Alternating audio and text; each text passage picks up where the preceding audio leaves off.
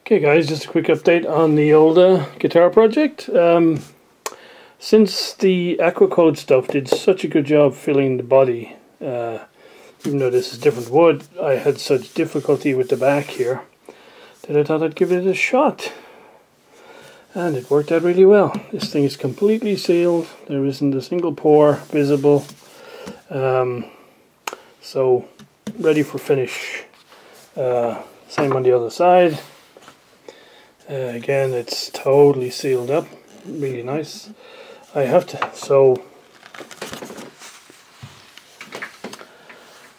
I've kind of decided that I like this wood finish a lot, and so I'm going to keep it, even though you can see the dog ears where they were glued on. I don't care, it looks really nice. So I can get the light out of the way. The only problem is this depression here, where I just screwed up when I was sanding way back in the day. So I'm probably gonna come up with some sort of a shell inlay to put in here, just something pretty simple. Unfortunately it's slightly off center to the right here. So anyway, that's my thinking, is I'll probably inlay something here, something pretty basic. So, with this all finished and ready for finish, or sorry, sealed up and ready for finish, and the body likewise, time to go getting the gear out. So, I started getting the guns out to see which ones we'll use. So, this is the big boy here. And I generally found with water-based stuff that gravity feed guns tend to be, at least in my experience, better than the siphon feed ones. And so this is, as I say, this is the major one here, and it has the advantage that you can have a shaped spray at the front. This little guy is dead handy for doing things like if I was only doing the neck, and it's worked really well in the past with water-based stuff, but as you can see, the front here, there's no ability to have a shaped pattern. It just sprays a pretty generic circular pattern. So it's okay for small surfaces and curved surfaces like this, but it would be not really any use, this one, for doing the body. Yeah, so we'll have a shot with this one first, and see how it goes. So yeah, I'm really happy with this. So all my other grain fillers are now thrown away. This is my grain filler of choice from here on down, whether it's guitars or radio cabinets or whatever.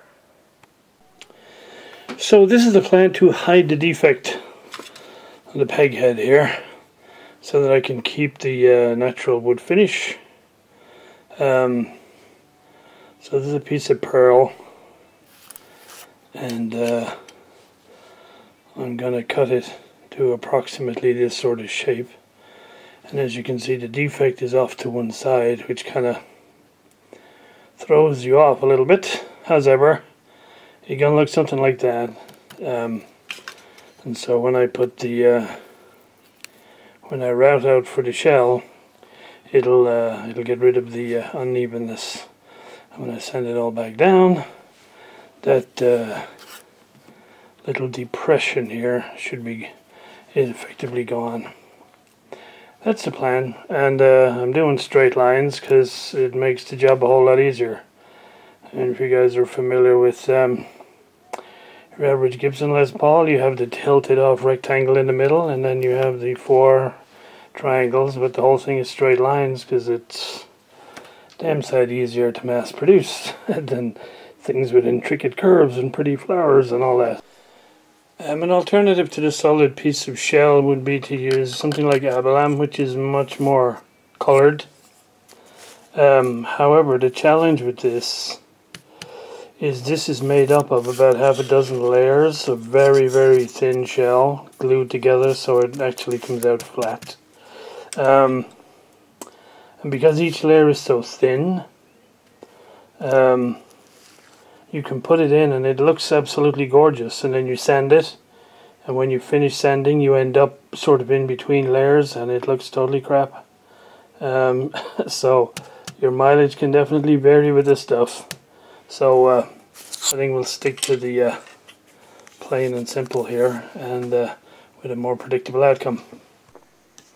Okay, so I've marked out the slot for the pearl, and usually what I do is draw around it with a X-Acto knife, and then put a chalk line.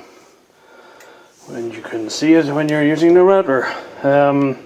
Incidentally, for anybody who doesn't know, if you get into cutting this stuff, the dust from this, from mother of pearl and all these different shell materials you can use, is probably among the most lethal things you can breathe into your lungs. So face mask and all precautions every single time, because these the dust from this is very sharp, and it's a sort of silicate material which never ever dissolves. So if you breathe it into your lungs, it's there forever, and yeah, not good. So safety first. So there we go. Cut out for the shell. Basically I used a 1/8 inch down flute cutter to get out most of it. Then I think it was a 3/64 just to get as close to the edges as I could, and then trimmed up with a chisel. So there we go. We glue that in, and then when the glue's dry, we sand it all down. So I'm going to use some medium strength super glue to put this in. I put some tape around the opening to hopefully stop spread of super glue and reduce the amount of sanding later. Now sometimes putting tape on can be worse than not putting tape on. I haven't tried this type of tape before. We shall see, because sometimes the super glue will actually wick under the tape, and actually the tape causes it to go further than it might otherwise. But anyway, we will give this a shot, see how it goes. Okay, so we wait 24 hours and come back and see how we're doing. The huge problem generally with this stuff when you glue it in, or one of the problems, is tiny little bubbles appearing in the glue. I've tried to get most of them out, because there's almost nothing you can do to stop them happening. But the trick is to try and get rid of as many as you can while the glue is still soft. And they're just tiny little things, but if you don't get them out of there, when you sand the thing down, they show up like crazy. And so then you have to sort of gouge them out and refill with super glue again. So yeah, it's a repetitive process. Let's see how we do tomorrow. So for anyone interested, these are the down cutter bits that I use when cutting in for inlays.